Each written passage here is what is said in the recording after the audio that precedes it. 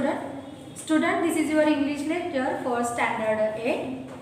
Today we will start a new poem 2.1, that is Try Again.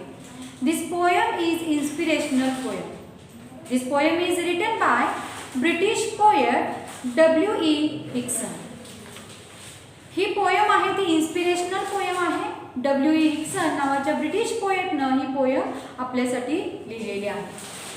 What is the message the poet want to give you? The poet want to give us the message that whenever we try, that time we get ups, that time we will failure. We don't become upset. Again, we try hard with hard work and perseverance. आपण प्रयत्न करत असताना प्रयत्नामध्ये आपल्याला प्रत्येक वेळेलाच यश मिळतं असं नाहीये. आपल्या आयुष्यामध्ये आपल्याला अपयश आलं तर घाबरून जायचं नाहीये. सतत प्रयत्न करायचा आहे आणि सातत्याने प्रयत्न केल्यानंतर आपल्या पदरामध्ये यश हे नक्की येणार आहे. So this is the message that poet want to give us. Let's start the chitchat activity of this poem. So open page number 27. पान नंबर 27 ओपन करायचं आहे टेक्स्टबुक मधलं. आपण आज चिट-चॅट ॲक्टिव्हिटी बघणार आहोत. First question, what do you like, poems or stories? Generally there are some students who like stories and there are some people who like poem.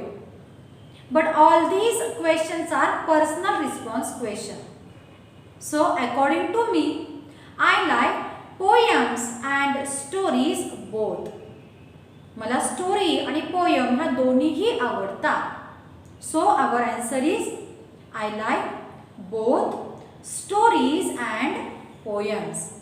Our second question, what kind of poem do you enjoy the most? तुम्हाला कुठल्या प्रकारच्या poem ऐकायला जास्त आवडतं? I like most lyrical poem and the poem which will give us a motion, message or motivation. ज्या poem मधून आपल्याला message मिळतो, आपण मोटिवेट होतो, त्या प्रकारच्या लिरिकल पोयम मला जास्त आवडतात. Do you think poems can inspires you? तुम्हाला असं वाटतंय का की पोयम मधून आपण इन्स्पायर होत असतो? Yes, definitely I think the poems can inspire us people. Do you remember any such inspiring poem? आता तुम्ही 8वीला आहात. तुम्हाला असे इन्स्पिरेशन देणारी एखादी पोयम आठवते का? नक्कीच आठवायला पाहिजे. तुम्हाला आठवते का? लास्ट इयर 7वी मध्ये आपण एक पोयम शिकली होती. त्या पोयमचं नाव होतं बघा, वी शॅल ओव्हरकम. आठवते का? ती पोयम आपण इथं मेन्शन करणार आहोत. उत्तर असं लिहायचं आहे. Yes, I remember one inspiring poem. The name of that poem is We Shall Overcome. The title you have to put into inverted comma. You shall overcome हे टायटल आहे. तुम्हाला हे टायटल कशामध्ये लिहायचं आहे? इन्व्हर्टेड कॉमा मध्ये लिहायचं आहे. Next question, question number 5. When did you learn or listen to it? He poem तुम्ही कधी शिकलाय, कधी ऐकली आहे? I learned this poem last year when I was in standard 7. The last question, what message do you get from it? ह्या poem मधून We Shall Overcome he poem आपण आपल्याला खूप आवडते असं सांगितलंय. तर ह्या पोयम मधून तुम्हाला कोणता मेसेज मिळाला असं इथं question विचारलंय. And our answer is I get message that if we have faith in ourselves, we shall break through all the hurdles and make us free and live in peace. आपण जर खूप प्रयत्न केले, आपला स्वतःवर खूप विश्वास असेल तर येणाऱ्या प्रत्येक हर्डलला, येणाऱ्या प्रत्येक प्रॉब्लेमला आपण धीरानं तोंड देऊ शकतो. हा मेसेज मला ह्या पोयम मधून मिळालेला आहे. I repeat again, I get message that if we have faith in ourselves, We shall break through all the hurdles, HURDLES, hurdles, and make us free and live it a peace. This is the answer. Next question, B question is there. I am reading that question. You just look in your textbook. Decide which experience shared in the group in the remarkable. Fill the flow chart with the steps taken for success. तुम्ही success मिळवता आहे. Success मिळवताना तुम्हाला कोणत्या step मधून जायचं आहे त्या स्टेप्स तुम्हाला खाली दिलेल्या चार्ट मध्ये लिहायचं आहे.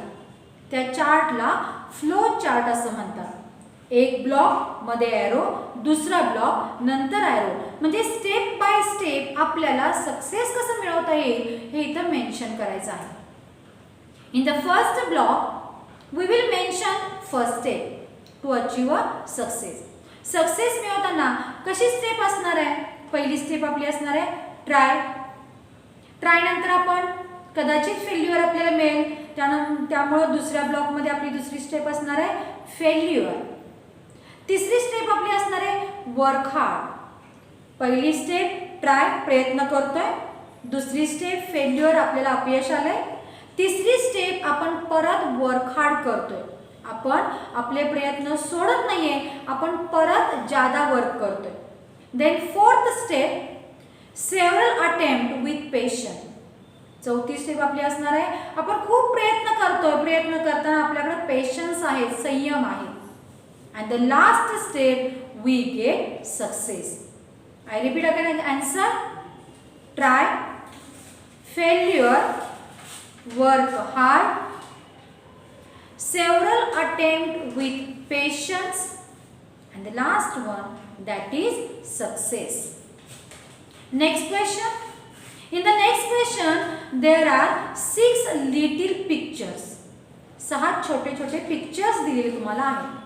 ते पिक्चर्स जंबल आहे. आपल्याला स्पायडरची स्टोरी माहितीच आहे. स्पायडर भिंतीवर चढतो, घसरतो, परत चढतो, परत घसरतो, खूप प्रयत्न करतो आणि ॲट लास्ट तो भिंतीच्या टॉपला जातो. ही आपल्याला स्टोरी माहिती आहे आणि ही स्टोरी लहान लहान पिक्चरमध्ये आपल्याला इथे दिलेली आहे. पण हे पिक्चर थोडेसे सिक्वेन्स मागे पुढे केलेलं आहे. आपल्याला त्या सिक्वेन्स योग्य लावायचा आहे आणि खाली त्या स्टोरीचं मॉरल सुद्धा लिहायचं आहे. खाली 6 वाक्य तुम्हाला दिलेत बघा. पहिलं वाक्य मी रीड करते. The spider climbed again a little higher. Second, yes it did not give up and climbed higher and higher. Third, it slipped and fell down. Fourth, a spider began to climb a wall. Fifth, finally it reached the top. And the last, it fell down again the second time. बघा, हा sequence proper नाहीये. आपल्याला meaning नुसार step wise आपल्याला जायचं आहे आणि proper sequence लावायचा आहे. जर चित्र तुम्ही बघितलं तर सांगा बरं पहिल्या क्रमांकाचं चित्र कोणतं असेल. थोडंसं चित्राचं ऑब्झर्वेशन करा. बरोबर, 3 नंबरचं चित्र आहे ते असणार आहे 1 नंबरचं चित्र. त्यामुळं 3 नंबरच्या चित्राच्या वरती कंस टाकलेला आहे, त्या कंसामध्ये आकडा 1 टाका. ती पहिली स्टेप असणार आहे स्पायडरची. 2 नंबरचं चित्र कुठलं असेल तर 5 नंबरचं जे चित्र आहे 5 नंबर, त्या 5 नंबरच्या चित्राच्या वरती कंस दिलेला आहे, त्या कंसामध्ये आकडा 2 टाका. 3 नंबरचं चित्र कुठलं असेल बघा बरं जरा व्यवस्थित. 2 नंबरचं चित्र आहे, त्या 2 नंबरच्या चित्राच्या वरती कंसामध्ये आकडा 3 टाका. म्हणजे ही तिसरी सिक्वेन्स असणार आहे, तिसरी स्टेप आहे. 1 नंबरचं चित्र ऑब्झर्व करा. 1 नंबरच्या चित्राच्या वरती 4 नंबर टाका. आणि त्यानंतर 5 नंबरचं म्हणजे सगळ्यात शेवटचं जे चित्र आहे 6वं चित्र, 6वं लास्ट चित्र, त्या लास्ट चित्राच्या वरती 5 नंबर टाका. ठीक आहे. आता 6 नंबर चित्र कुठं असेल, 4थं चित्र आहे ते 6 नंबरचं असेल. ठीक आहे. आपण काय करूया आता खाली दिलेला सिक्वेन्स बघूया. पहिलं वाक्य कुठलं असेल बघा. चौथं वाक्याला 1 नंबर टाका. तिसऱ्या वाक्याला 2 नंबर टाका. पहिल्या वाक्याला 3 नंबर टाका. सहाव्या वाक्याला 4 नंबर टाका. दुसऱ्या वाक्याला 5 नंबर टाका आणि पाचव्या वाक्याला 6 नंबर टाका. आता आपण जे टाकलेले नंबर आहेत त्या सिक्वेन्सनं स्टोरी रीड करायची. मी दाखवते. मी 1 नंबर 2 नंबर म्हणणार नाही, तुम्ही तुमच्या पुस्तकात बघायचं आहे. मी 1 नंबरचं वाक्य वाचेल, 2 नंबरचं वाक्य वाचेल, 3 नंबर, 4 नंबर, 5 नंबर आणि 6 नंबरचं वाक्य मी सिक्वेन्सनं वाचते. आपली स्टोरी तयार होते. बघा. A spider began to climb a wall. It split and fell down. The spider climbed again a little higher. It fell down again the second time. Yet it did not give up and climbed higher and higher. Finally, it reached the top. Okay, understood? Now, write down the moral. If you don't succeed at first attempt, try again and again till you succeed.